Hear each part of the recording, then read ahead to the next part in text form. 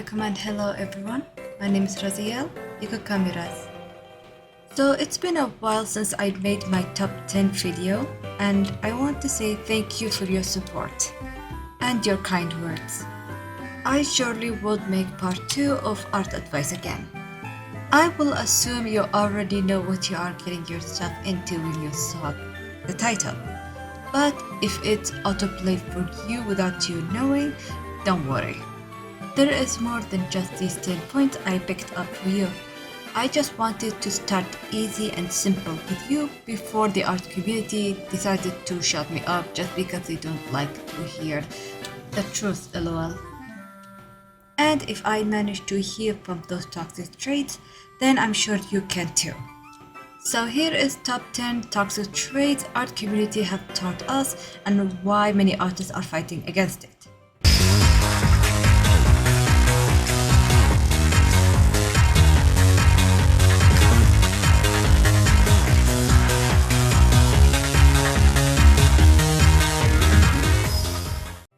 Number 1.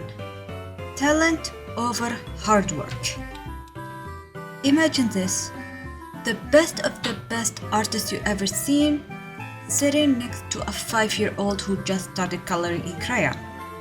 For some reason, some people still think some people just born with the right talent for it, and often it destroys the fact that many great artists have spent years mastering the skills to get where they are right now. Why, yes, there is some people who are born with the interest of the things they are interested in from the beginning, but not always. That's why there is a lot of studies that shows that sometimes some talents and some interest comes naturally depending on the lifestyles, the accessibility, the income, etc. etc.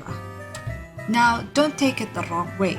Yes, you might have people who have told you that you are talented, and they are maybe right. However, your talent is like a plant. You can't just expect your talent to become a tree without a good care of it. That's why so many professionals always says skills. They also might say talent, but they want you to remember that you need to keep improving on your skills no matter what others says about you. Because talent alone is not enough. That's why many people are still drawing and still improving on their skills, try different things. And yes, there is some people who say talent out of ignorance, but it also destroys your hard work when it comes to your art skills and whatnot. So please remember that hard work is important more than just talent alone.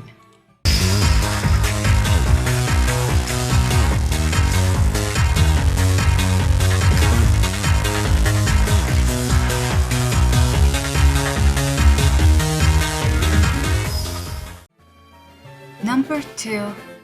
Real artists suffer. Nope. Now, thankfully, so many artists have been awakened from this mental mindset, but there is others who still swears by it. I am sorry to tell you this, but why should anyone suffer just to make art? Also, not to mention it romanticizing starving artist versus a happy creator with a balanced life. You know what's also funny? Many professionals do look down upon this mindset. Not only it is dangerous, but it's also straight up romanticizing abuse. I know abuse is a strong word to many people, but unfortunately, it is abuse towards artists. Just think about it for a second. Nobody is saying the same thing towards other jobs, like a doctor, a teacher, a vegetarian, or even a CEO. So why artists need to suffer just to make art? Why would you want to suffer?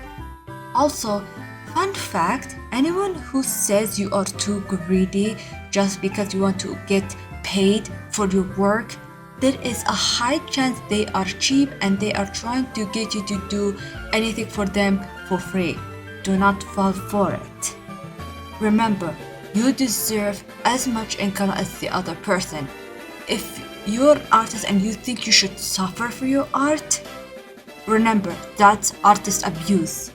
That's not how you should live. If nobody should suffer, so why artists should suffer just to make what they love to make? Remember, you deserve better, you deserve to get paid, you deserve a happy life, and you deserve a balanced life. Do not let others tell you otherwise.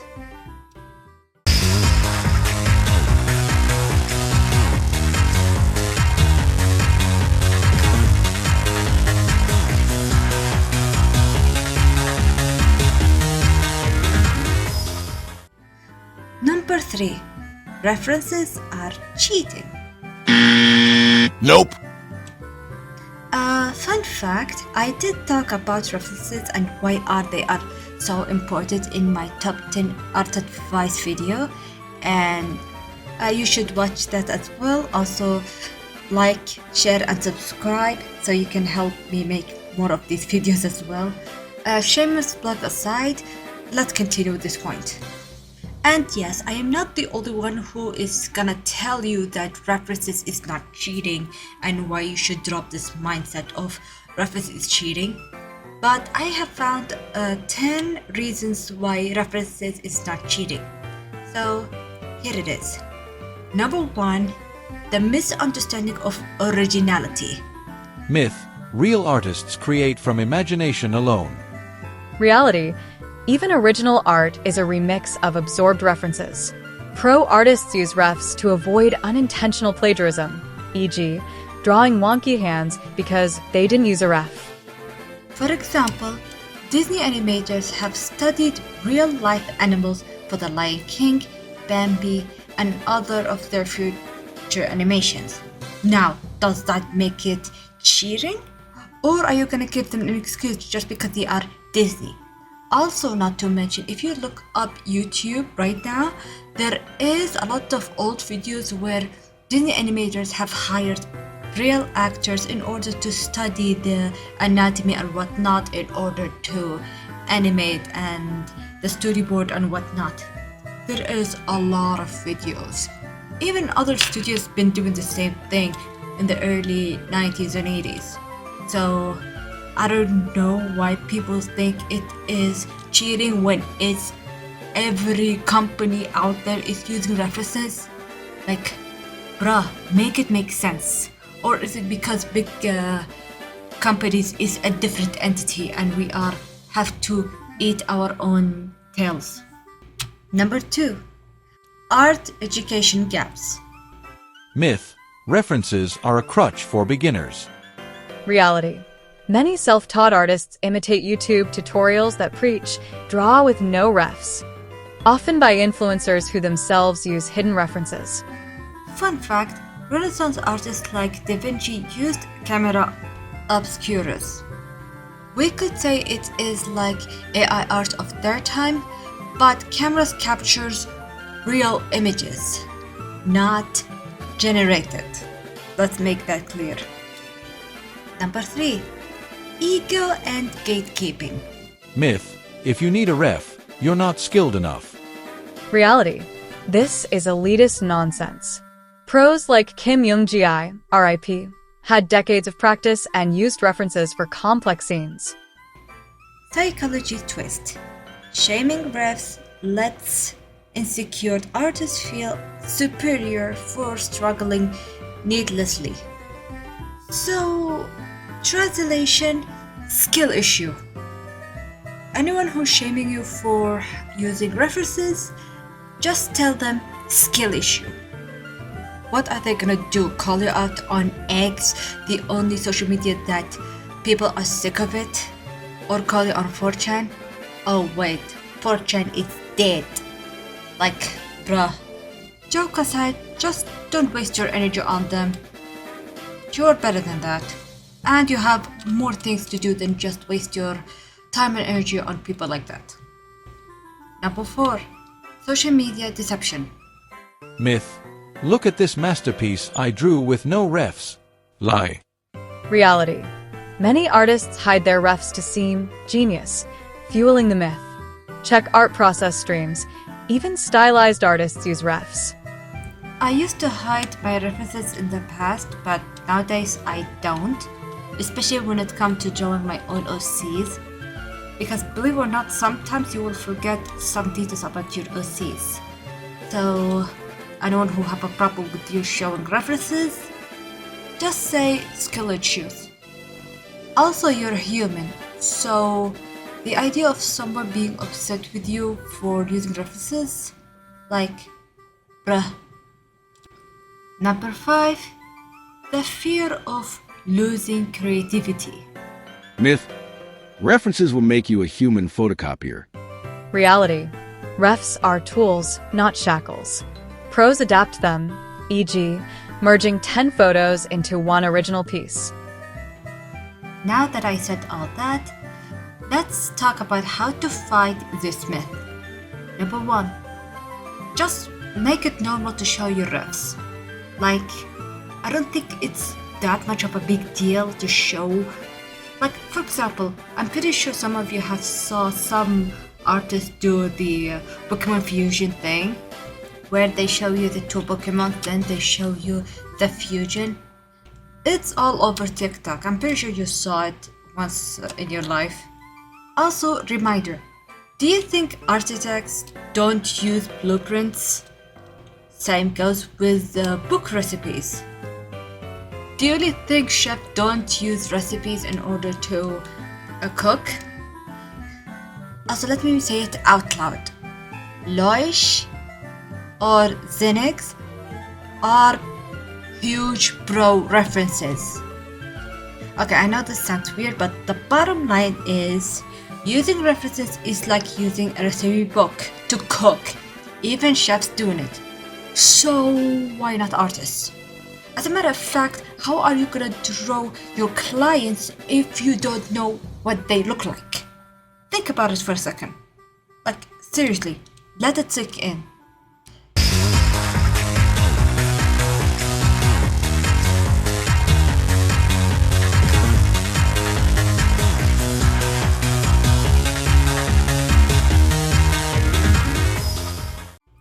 Number 4.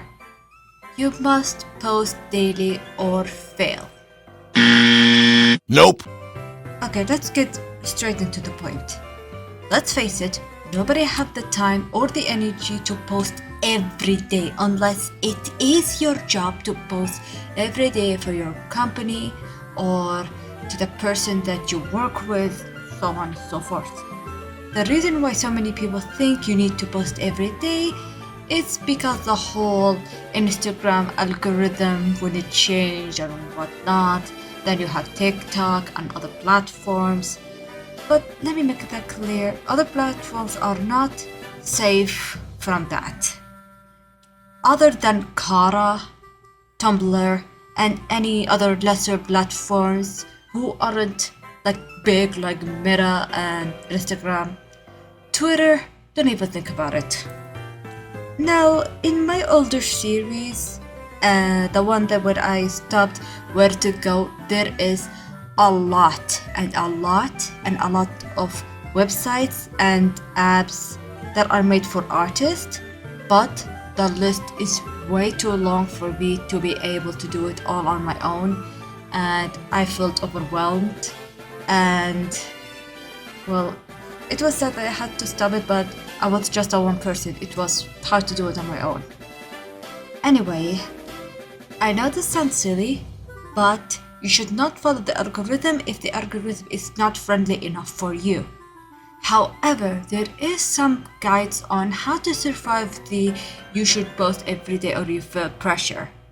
Also, not to mention, there is a lot of studies have shown how you can grow in your algorithm without being overwhelmed, and it shows that every platform is different. However, let's get started. Number 1, the harsh truth about algorithms. Reality. Posting daily can boost visibility, but burnout kills creativity.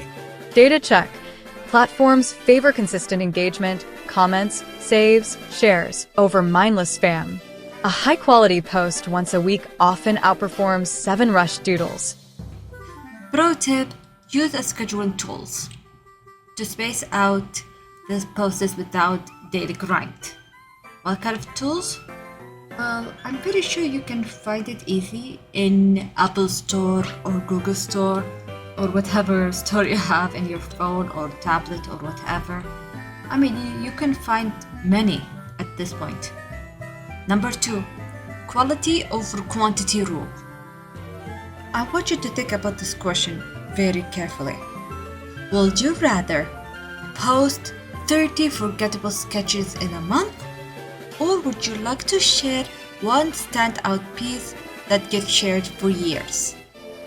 Now, I'm pretty sure you all remember the internet rules. The internet is forever, so make it count. The strategy is very simple. Focus on the hero pieces, aka the finished pieces that you are proud of. Like you finished a comic cover? Good, share it. People would love it. Also, mix a bit of webs and studies here and there. Trust me, people love to see both finished and webs. That get them excited to see when are you gonna post and such. Number 3, steal this post strategy.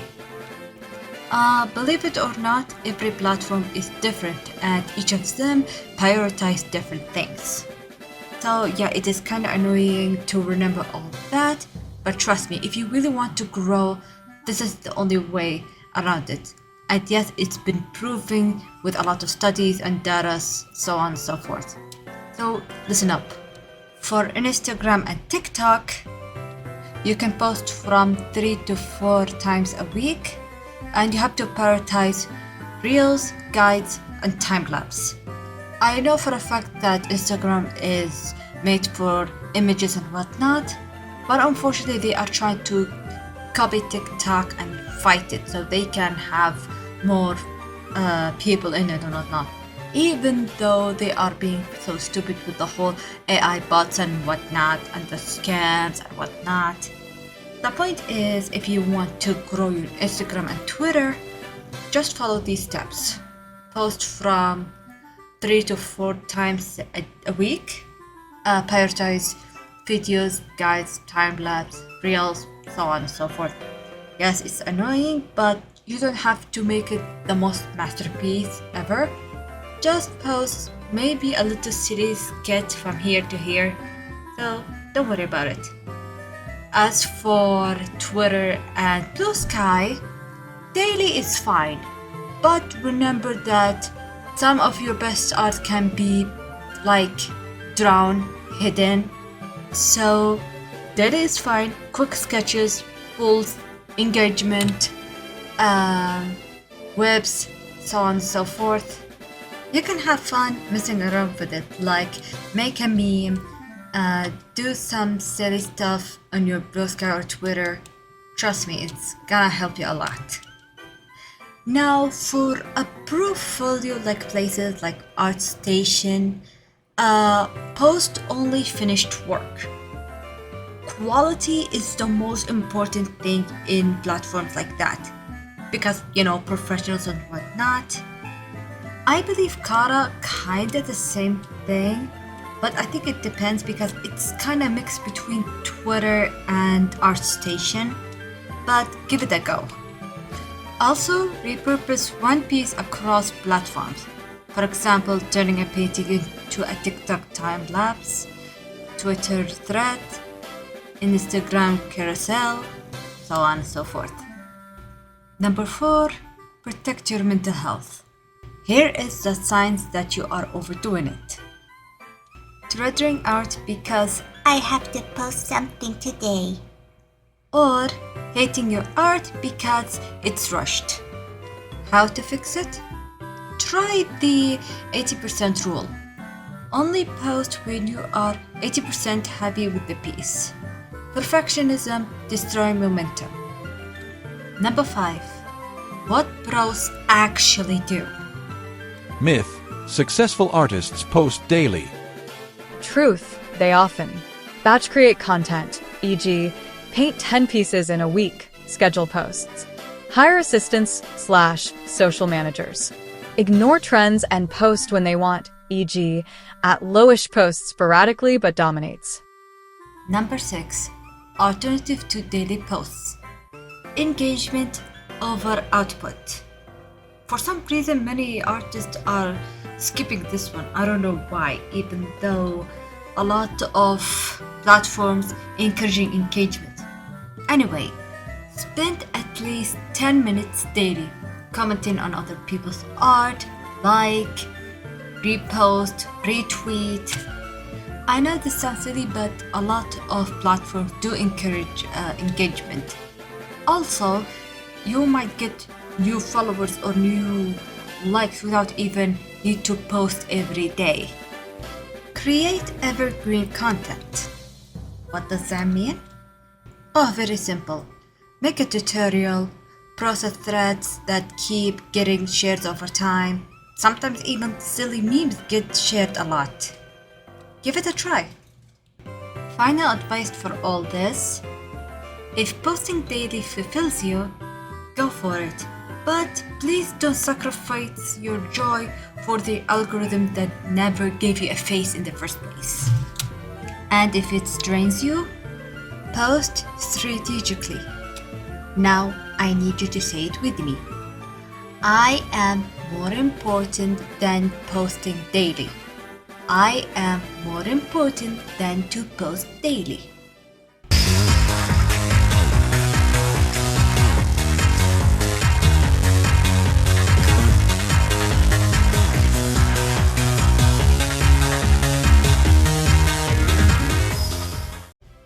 Number 5. Only hyper-realism is real art. I have mixed feelings about this one. On one hand, yes, realism is a great art and a great skill to have.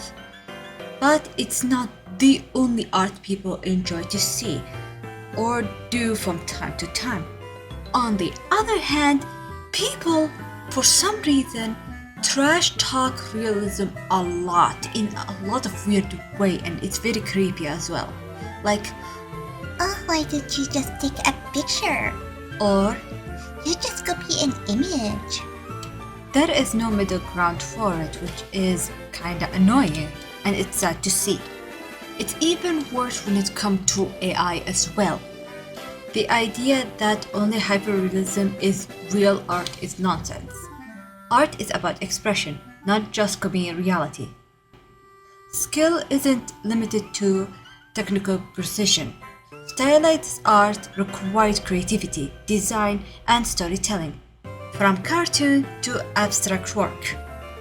All art forms are valid if they communicate something meaningful. The art world thrives on variety. Disney, video games, and modern galleries prove it. If you love realism, go for it. If not, that's fine. Your style is just as valid as the next person who claims otherwise. Well, you could ask why museums aren't filled with only photographic paintings.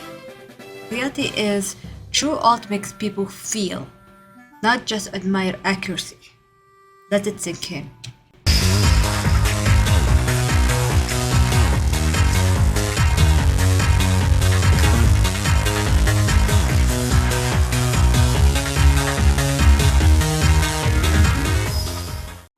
Number 6. Fan art is not real art. Excuse me for saying this, but this is straight up stupid and a chance killer too. Many people have a huge boost because of fan art, and most likely you probably met your best friends just by seeing their fan art. Not to mention, many companies do hire and commission artists who do fan arts, especially when it's so close to their stuff. Calling fan art not a real art is like saying cover songs is not real music. It's straight up gatekeeping nonsense. Fan art teaches fundamentals like composition, color, storytelling, so on and so forth, while building an audience. Professionals do it too. Disney animators do study classic films, and even the truth, art is about connection, not just originality. If drawing Spider-Man makes you grow as an artist and bring joy to you and others, that's 100% valid. Next time someone have a problem with fan art, remind them this. Warhol painted soup cans, and Banksy painted rats. Your passion projects counts. So, what's the problem?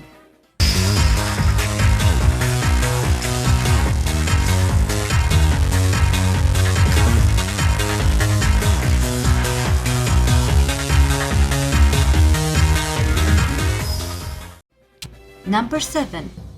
You must specialize to matter. I get why people saying that as a way to make sure you hold on into an audience and whatnot, but Picasso, yes, Picasso himself painted in 10 plus different styles. Experimenting is not flasky or what other people say. It is how you find your voice, your interest, your style, and many more. As a matter of fact, many people do prefer someone who can do multiple styles. It's not a crime. It feels like people want to gatekeep other styles and fear of newcomers steal the shine or something. Also, the idea that you must stick with one style or one subject or one fandom to be taken seriously is so outdated and very limiting. The art world thrives on variety. Again, I will say it again. The art world thrives on variety. Many successful artists jump between mediums and styles and theme, so on and so forth.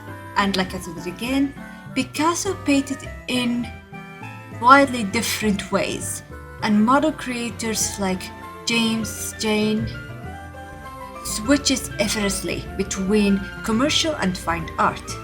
Specializing can help, but it's not a rule you should follow. I personally believe that the reason why people say you should stick with one is so you do not lose that audience, even though many audience prefer a lot of things. And if people have a problem with that, that's their problem, I guess. Jokes aside, experimenting keeps your art fresh and exciting. If you love painting landscapes one day and love to doodle anime the next, it's not flaky. It's growth. Your art does not need a narrow path in order to matter. The only thing you must do to keep creating what excited you, even if it defied expectations.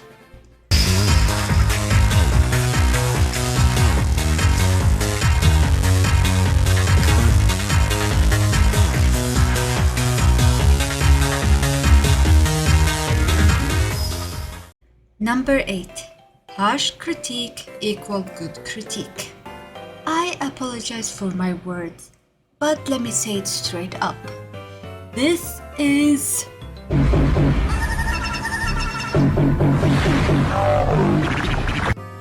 like, I'm sorry, but nothing ruins and traumatizes an artist than a fake wannabe critic.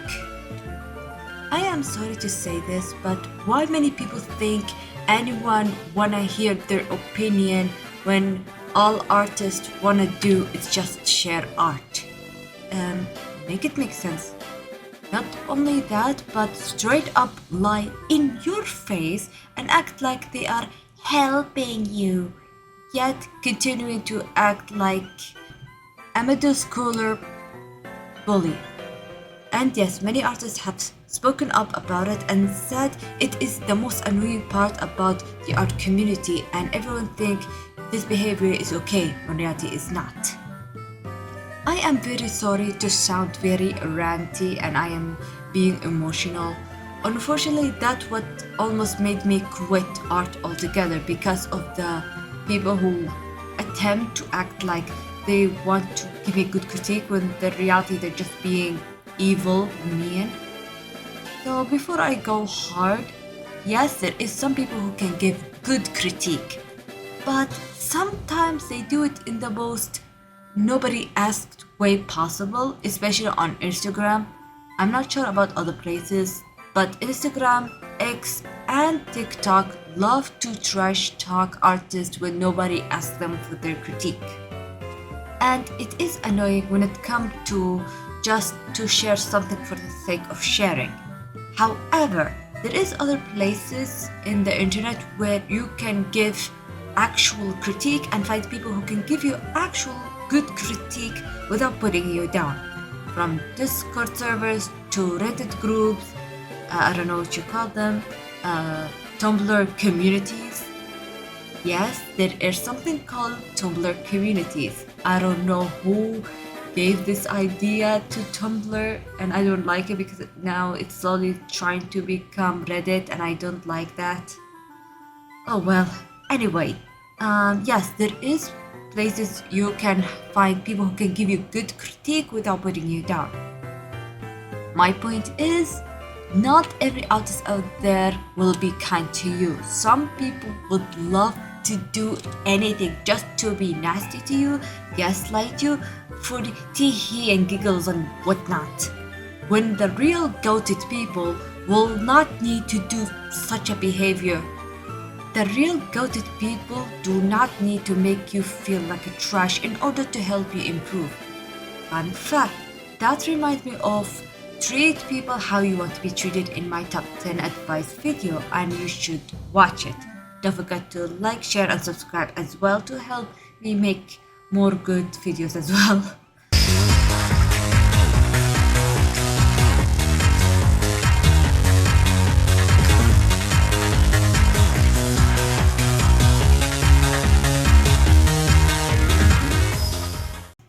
Number 9. Art must be marketable. Well, unfortunately, the truth is much harder pill to swallow. You don't need to do that. Why? Because turning every piece into a product kills the joy of creation. Obsessing over trends and algorithm turns art into a soul-crushing hustle. Van Gogh himself only sold one painting in his whole life. Was his art worthless? The answer is no. You should ignore money internally? Of course no. But your worth isn't defined by sales. You should make what excites you first. The right audience will find you when your work comes from passion. Not to mention, there is nothing wrong with you wanting to turn some of your art into products for you to sell. Having income is great, but you need to remember that you also matter. Your health matters too. And who knows, maybe one of your silly doodles will become worth a house or so. I know this sounds crazy, but come on. A banana on a wall costs more than a building. And you telling me a doodle cannot count as an art too?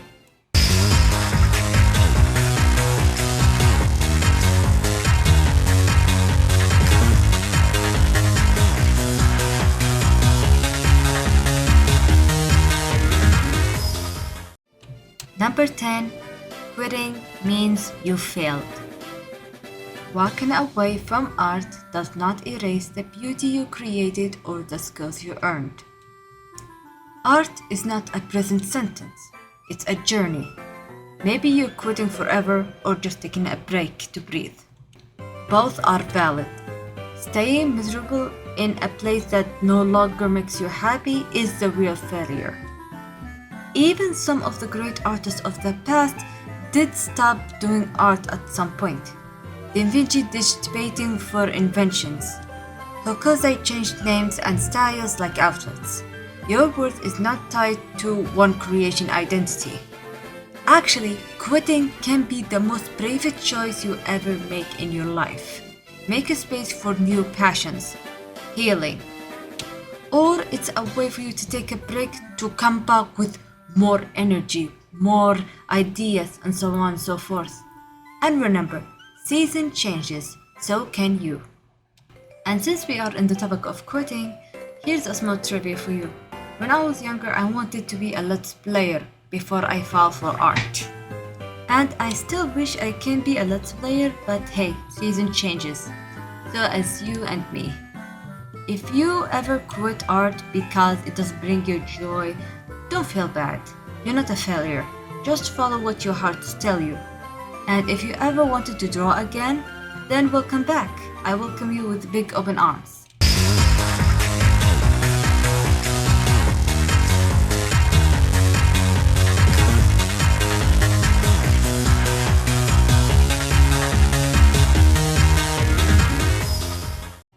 And that's it for our top 10 toxic things you should unlearn from the art community. I must admit, this was not an easy task, especially when it comes to other things that we need to talk about, and I would like to take more time on that as well.